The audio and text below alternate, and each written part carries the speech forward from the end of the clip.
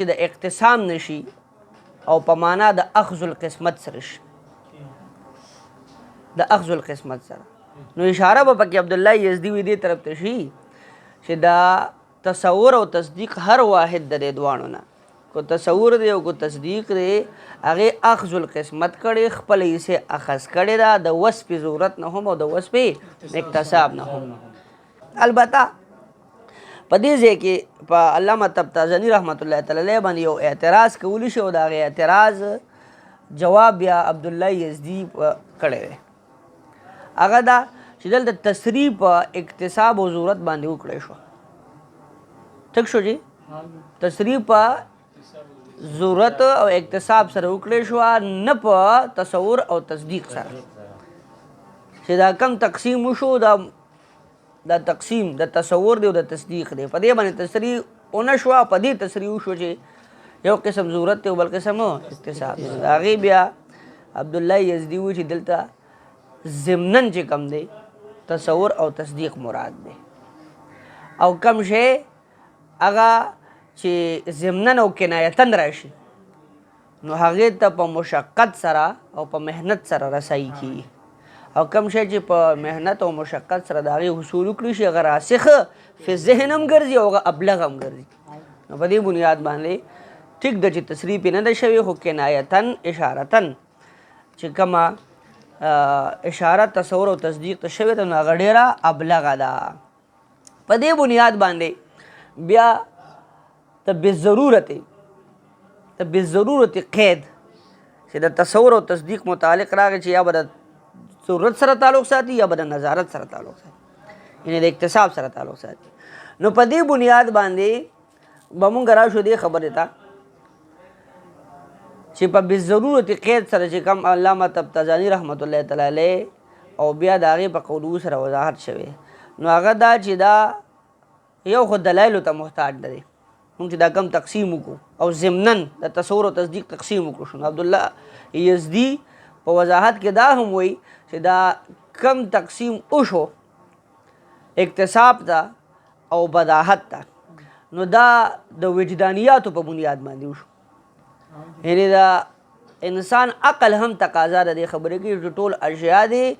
نظري نشي او ټول اشیا دې بدیهي نشي. کو ټول اشیا ګورې نظري شي نو یو شی به معلوم پاتې نشي، هر شی کې به جهالت راشي، حالانکه په نفس الامر کې بعضې اشیا هغه دي چې فی البدیح په ذهن کې راځي. نو معلومه ده چې د انسان وجدانیات هم د دې تقاضا کوي چې بعضې شی معلوم وي. بله دا چې هر یو شی مجهول لیول کې دې سایډ ته راشو ټول اشیا معلوم دي، ټیک شو، نو بیا به یو شی هم د اشیاو نه چې کوم دی هغه نظري پاتې نشي، حالانکه داسې هم نه ده. بعضې اشیا هغه دي چې هغه نظر ته هغې ته څه محتاج دی. نو معلومه ده چې ټول اشیا دا چې کوم نظري هم دي،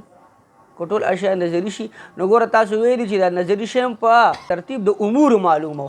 امر معلوم به راځي نو مجهول اکتساب به کوي. څه شو که نه چې ټول نظري شي او ټول مجهول شي نو اکتساب به په کم شی کې ترتیب د امورو شته نه، لهذا جهالت لازم شو. نو ټول اشیا نظري هم نشي کېدی او ټول اشیا بدیهي هم نشي کېدی. نو په دې بنیاد باندې عبدالله یزدي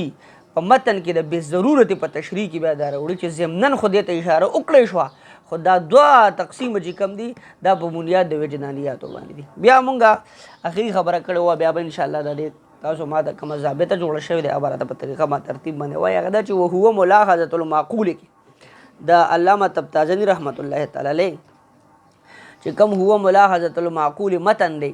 یو خو دا چې د هو مرجع څه شی دی، نو تاسو ویلي چې دا نظر دی، گویا دلته مراد تعریف د نظر دی. دلته معقول وي نو معقول په خپله معنا باندې دا معقول د معلوم په معنا د معقول باندې اخیستل. اصل کې په نفس الامر کې دا هو ملاحظة المعلوم دی، خو دلته د معلوم په ځای معقول راوړلی دی. یو خو په دې باندې چې کوم اعتراض واردېږي چې دا معقول مرادو چې معلوم مرادو نو معلوم یې ولې نه راوړو، معقول یې ولې راوړو. نو مونږ د هغې جواب دا کړی چې معلوم مشترک المعنا لفظ دی. تاسو ویلو مشترک څه ته ویلې کېږي چې هغه متعددې معنی لري که نه، معنی لکه عین دی هغه په مختلفو معنو باندې راځي، هغه د نور د په معنا باندې د هغې دغه مدوره کم ککیر د هغې په معنا باندې راځي چې کم د رکبې په معنا باندې راځي هغه د چینې په معنا راځي هغه د سترګې په معنا باندې راځي نو په دې کې اشتباه ده چې وایي د دې نه اوس دلته په دې مقام کې کومه معنا مراد ده نو ځکه مونږ وایو چې که مونږ د معلوم ټکې راوړلی وي نو اشتراک به راغلی وي او د اشتراک په بنیاد باندې به جهالت لازم شوی او تعریف چې کوم دی پی کې هو الفاظ مجهوله نه دي راوړل پکار محمله نه دي راوړل پکار مشترکان نه دي راوړل پکار نو په دې بنیاد باندې یو توجیه خو مونږه په دې ځای کې چې کومه ده هغه دا کړې وه دویمه ده چې کو چېرې مونږه معقول لفظ استعمال کو معقول په پای کې به یو فایده دا راشي دا به امور کلیو ته شامل شي امور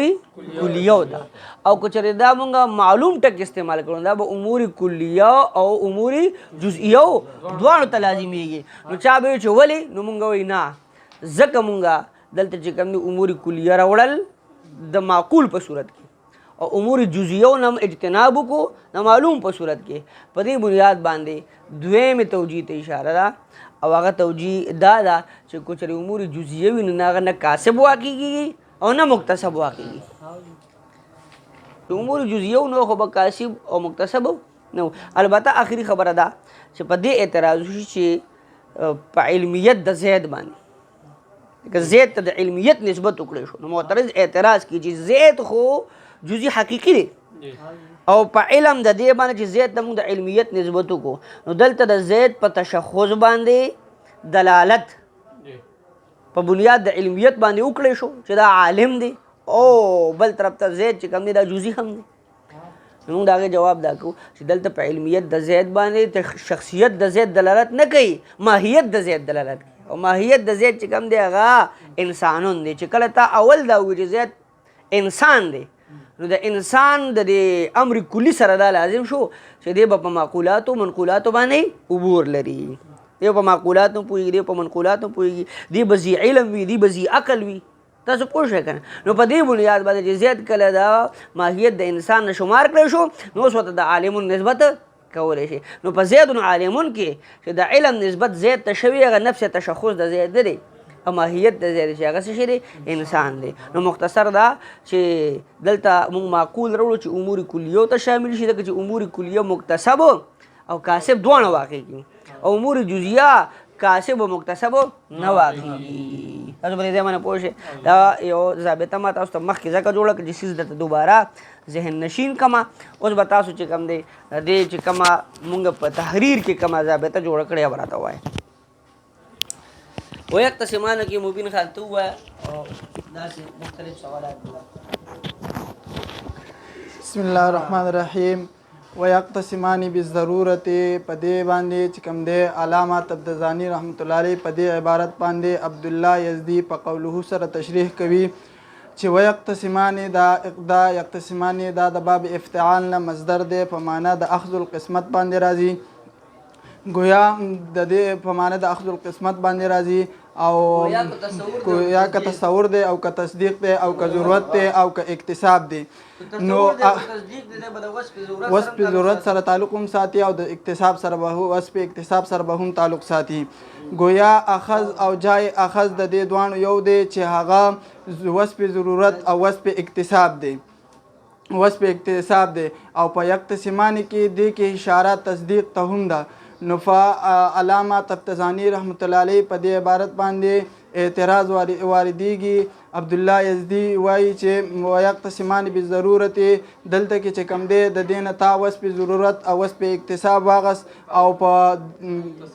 تصریح دی په هغې باندې وکړه او تصور او تصدیق دی په ضمن د وصف ضرورت او وصف اکتساب کې راوړو د دې څه وجه ده نو علامه یزدی چې کوم دی د دې جواب کوي نو دا حسین خان مخکې متن بیا مونږ دا کړی دی مخکې متن کې مونږ ویلې چې بې ضرورت ول اکتساب یې که نه نو په دې کې دو تقسیم ته اشاره ده ضرورت او اکتساب ته اشاره ده بې ضرورت دې کې اشاره ده هغه یو قسم د تصور او تصدیق ته چې ضرورت دی چې دې کې به احتیاج نه وي نظر او فکر ته گویا چې څنګه چې ارتکاب قوم د دې خبرې کړې دی چې په د انسان په وجدانیاتو کې دوه شیه معتبر دي په باب د تصور کې چې یو ما حصل بالنظر دی او بالنظر والفکر دی او بل ما حصل بلا نظر دی او دغه شان په باب د تصدیق کو هم دوه اشیاء معتبر دي چې ما يحصل بلا نظر ما يحصل بالنظر والفکر. بیا دی بداحت او نظارت د تصور او تصدیق ته د دلیل حاجت نشته، ځکه چې په تدبر سره او په سوچ سره دا معلوم کړی شوي دي چې ټول اشیاء دا نظری هم نه دي، ځکه که ټول اشیاء نظری شي نو بیا به علم او قدرت په شی من الاشیاء باندې را نشي، او که ټول اشیاء چې کوم دی نو هغه بدیهي شي نو بیا به مونږ اکتساب هغه مونږ د مجهولاتو نه کوو، او اکتساب چې کوم دی نو هغه د مجهولاتو نه صحیح نه دی. بیا بله مونږ ضابطه په دې خبره کې کړې وه چې وقد یقع فيه الخطأ فاحتیج الى قانون یعتصم. نو عبدالله یزدي په دې متن کې د دوو اهم خبرو وضاحت کوي. یو د دې خبرې وضاحت کوي چې کله امور معلومه مرتب کړی شي نو په دې کې واقع کېدل له خطا دا ممکن دي، او هغه دلیل دا پیش کوي چې واقع کېدل له خطا ځکه ممکن دي چې اختلاف مابین د عقلاو کې راځي. یعنی د دې مثال داسې دی چې بعضې مناطق وایي چې العالم حادث، هغوی دلیل دا پیش کوي لأن العالم متغیر وكل متغیر حادث فالعالم حادث. او بعض عقلا چې کوم دی مناطقه هغه دا خبره کوي چې العالم قدیم، هغوی دا دلیل پیش کوي لأنه مستغن عن المؤثر وكل ما هذا شأنه فهو قدیم فالعالم قدیم. نو دا اختلاف مابین د عقلاو کې دا دلیل د پاره د دې خبرې شو چې کله امور معلومه مرتب کړی شي نو په دې کې خطا واقع کېدل ممکن دي. دویمه د خبرې وضاحت چې علامه عبدالله علامه تبتزاني رحمت الله علیه په دې عبارت سره کوي. نو عبدالله یزدي وایي چې د دې خبرې وضاحت کوي چې کله داسې امور معلومه کې خطا واقع کېږي نو بیا د دې لپاره یو قانون عاصمه ته ضرورت دی چې هغه د اعتصام د خطاو کې د انسان د فکر نو هغه چې کوم دی هغه وایي او هغه په دې باندې دلیل دا پیش کوي، په دې خبره باندې دلیل دا پیش کوي چې دا اختلاف مابین د ارباب النظر کې ارباب النظر سره د دې نه چې خاوندان د عقل شي خو چې کله علاوه د قانون عاصمه نه چې نو دوی په خطا کې واقع کېدلی شي. زبردست. یعنی وقد یقع فيه الخطا او کې با د عبدالله یزدي تشریح هم دغه شي چې په مابین د ارباب النظر کې او د عقلاو کې چې کوم اختلاف وارد دی په امور معلومو کې، په ترتیب د امور معلومو کې، چې بعضې عالم ته د قدیم نسبت کی، بعضې د حادث نسبت کی، کم چې د قدیم نسبت کی هغوی مستغنن المؤثر روباسي د هغې نه بیا ترتیب د امور معلومو کوي او په هغې سره امر مجهول دې طرف ته هغوی شرایط کوي چې عالم قدیم دی، او کم چې کم دی د حادث حدوث نسبت کی هغوی توجیه د روباسي چې لأنه متغیر، تغییر د عالم سبب د پاره د حدوث د عالم ګرځي. نو په دې بنیاد باندې مونږ چې په مخکې ضابطه کې کومه خبره کړې ده چې کو نظری دی او کو بدیهي دی، نو بیا نظری ترتیب د امور معلومو دی. نو په دې کې عبدالله یزدي د دې وضاحت کړي د ترتیب د امور معلومو چې کم دی دا هم بعضې وخت کې خطا ګرځي، نو لہذا قانون عاصمه چې احتیاج للمنطق دی. او تاسو په تعریف کې وایي چې تعصم مراعاتها ذهن عن الخطا فی الفکر، یو داسې قانون عاصمه راوړل پکار دي چې هغه د دغه اختلاف نه او د دغه خطا نه مونږ سدي بچ کی. په دې کې یو متن تشریفات شو محسن بتوي چې هو ملاحظه المعقول کې څه غرض او مقصد دی. علامه تبتزاني رحمت الله علیه. بسم الله الرحمن الرحیم. وهو ملاحظه المعقول د دې متن راوړلو سره علامه یزدي لیکي چې دا هو مرجع هغه چې کوم دی هغه نظر دی او گویا دلته دا هو ملاحظه المعقول یعنی معنی به دا شي چې تعریف د نظر بکوي، او دویم دا چې دلته معقول په معنی د معلوم سره دی. نو مطلب به داسې شي چې دا تعریف د نظر به دا شي چې توجه د نفس ګرځول د امور معلومه له د فاره د حصول د امر مجهول. او بیا علامه یزدي وایي چې علامه تفتزاني صاحب چې دلته معقول په معنی د معلوم سره دی نو صراحتاً یې وایي نه ذکر کړی. نو مونږه جواب کوو ځکه چې دلته معلوم دا مشترک المعنی لفظ دی او په تعریف د شی کې بعد لفظ مشترک نه ذکر کیږي، لفظ مشترک نه ذکر کیږي. او امور کلیو ته معقول شي امور کلیو ته شامل شي، په خلاف سره دا علم صادقيږي په کلیات او جزئیات دوه باندې په خلاف سره د معقول نه، ځکه چې معقول استعمالي کې صرف په امور کلیو کې. او بیا مناطق لیکي چې جزئی نه حصول نه پر حصول د امر مجهول نه پر حصول د امر مجهول کول شي او نه پر باندې دلالت په ذات خپل باندې کوي. نو بیا به د من اعتراض دی چې په علم د زید کې چې جزئی دی چې علم د زید دا جزئی د علم په عالمیت د زید باندې هم راځي او دا کاشف ګرځي. نو بیا موږ جواب دلته کوو چې دلته دا علم په علمیت د زید باندې یعنی دا دلته چې تشخص د زید دلته علم په وجه تشخص د زید باندې نه دی بلکې دا یو ماهیت باندې دی چې هغه انسان دی او انسان چې کوم دغه کلی دی. د دې وجه نه په دې کې کاشف او مکتسب هغه طریقه باندې بدل ځه د مخکې بیا بل نوي سبق ته بوزو ان شاء الله العزیز.